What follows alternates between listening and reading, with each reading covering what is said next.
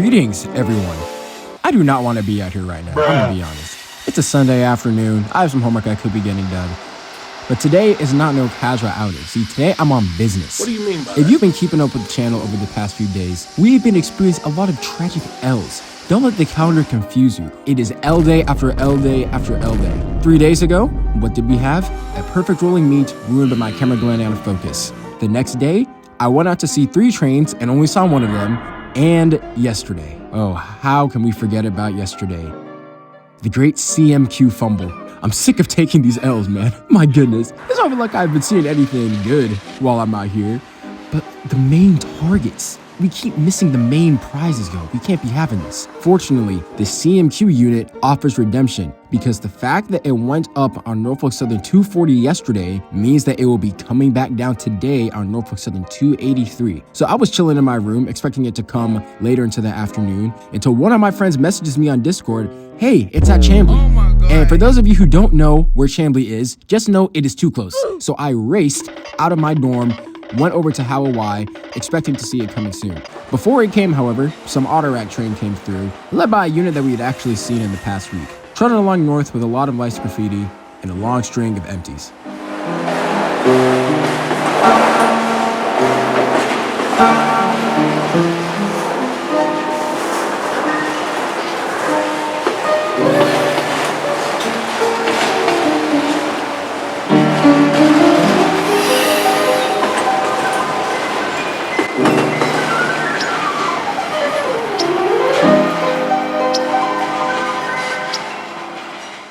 Once the Autorack cleared, I was thinking, 283 about to come up soon. Until it didn't. It was not lined. Instead, a northbound was lined before it. This would actually be 283's northbound counterpart, Norfolk Southern 240. And soon, after a little bit of waiting, its headlights appeared through the trees and came up out of the south end of the yard.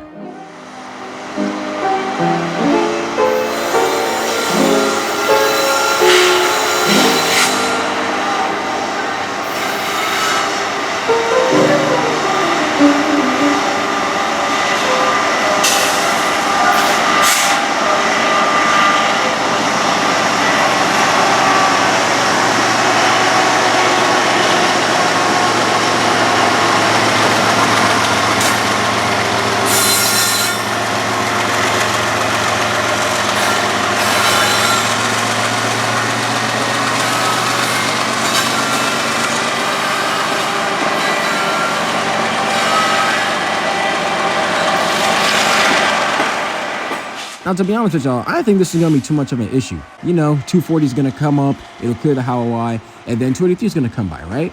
Oh, little did I know that this train would extend my outing tremendously. I did not expect to be out here more than 30 minutes because 283 was right by Chambly, and then it was supposed to come right by here. And with 240 coming by, I knew it was going to be a little bit of an extension because the train has to come through, but I didn't think it was going to be that bad. Because yesterday, when 240 came through with the CMQ unit on it, it took maybe 5 minutes to clear the Y.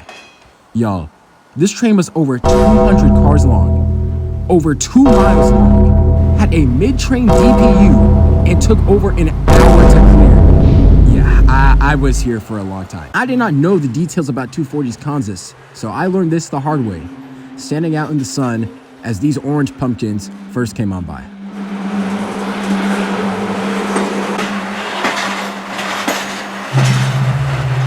To further extend my time out here, 240 was stopping every now and then on and off while they were traversing up north on the Greenville district. I honestly don't know why, because they weren't really reversing that much. They would just stop and then keep going.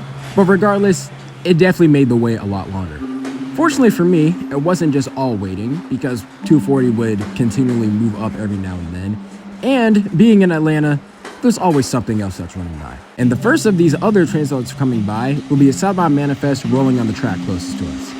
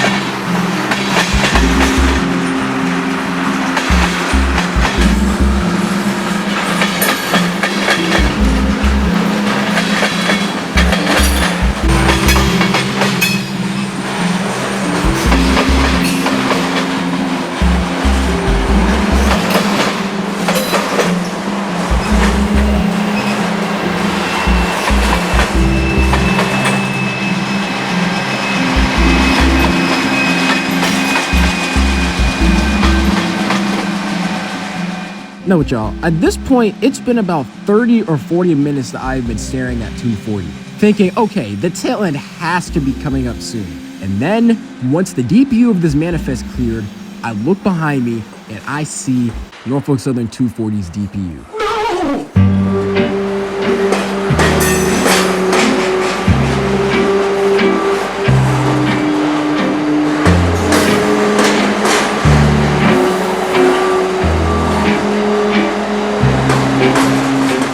Now, this train rarely has a distributed power unit in the middle.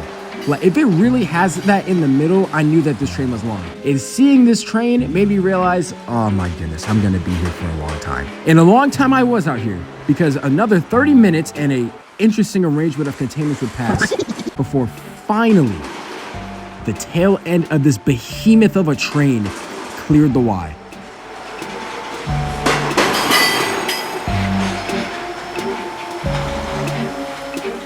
I was expecting now 283 to come through until a CSX train got lined over the Y. But then they took off the clearance, Nice. So I was all good. And shortly, 283 came out of the brush with the beloved prize, with that oh so glorious blue unit, the beloved CMQ.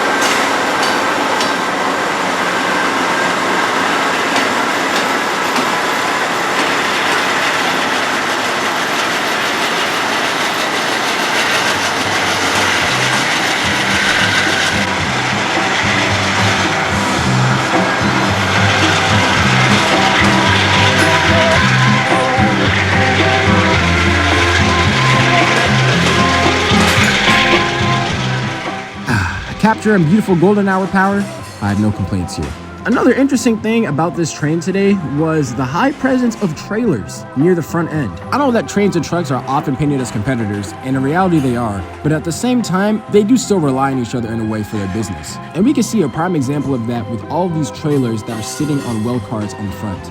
All these trailers are the same tractor truck trailers that you see on the highways carrying intermodal containers. And these trailers are probably coming in here so that they can be dropped off at Inman, so that any new truck assignments that come in can have trailers that they can use to take containers off to whatever customer needs them in the area. Past these trailers, however, I was not staying for this train.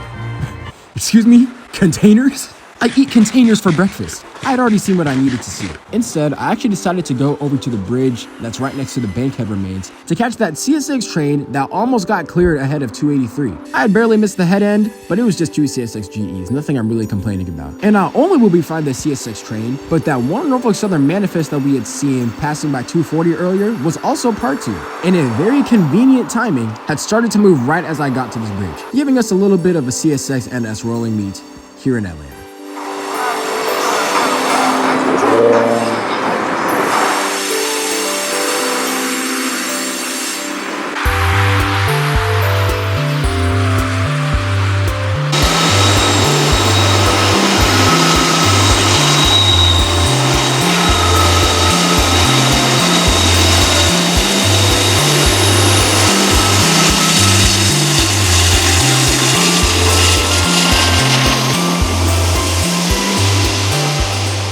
We've taken many L's, my friends, and many W's in the process. And I think this was a nice little redemption to one of the most tragic L's that I've taken in a while in Atlanta.